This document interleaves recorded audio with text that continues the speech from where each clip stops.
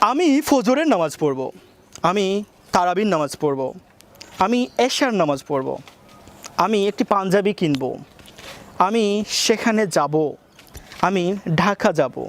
আচ্ছা, আমি এই যে সেন্টেন্স বললাম এগুলো আসলে কি বোঝাচ্ছে? এগুলো তারা বোঝাচ্ছে যে আমি ভবিষ্যতে কোনো একটা কাজ করব, ঠিক এইরকম না? আমরা ইতিমধ্যে যে সকল সেন্টেন্স পড়েছি বা যে সকল ভিডিওতে যে সকল ক্লাস করেছি সে সকল সেন্টেন্সে আমরা পড়েছিলাম যে প্রেজেন্ট কন্টিনিউয়াস, তারপর হচ্ছে গিয়ে পাস্ট ইনডিফিনাইট, পাস্ট কন্টিনিউয়াস, এইরকম টাইপের হয়তো পড়েছি না? এখন আমরা আজকে ক্লাসে পড়বো ভবিষ্যতে কোনো কিছু কাজ করলে আমরা সে সকল সেন্টেন্স কীভাবে বলবো। যেমন হচ্ছে গিয়ে আমি নামাজ পড়বো, তাহলে আমরা কীভাবে বলবো? কোন স্ট্রাকচার অ্যাপ্লাই করবো? সাবজেক্টের পরপরই আমরা শেল অর উইল, তারপর আমরা V1 ব্যবহার করব। কি?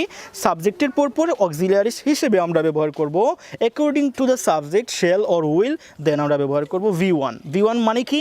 ভার্বের প্রেজেন্ট ফর্ম। ওকে, যেমন আমি ফর এক্সাম্পল যদি বলি আমি ঘুমাবো,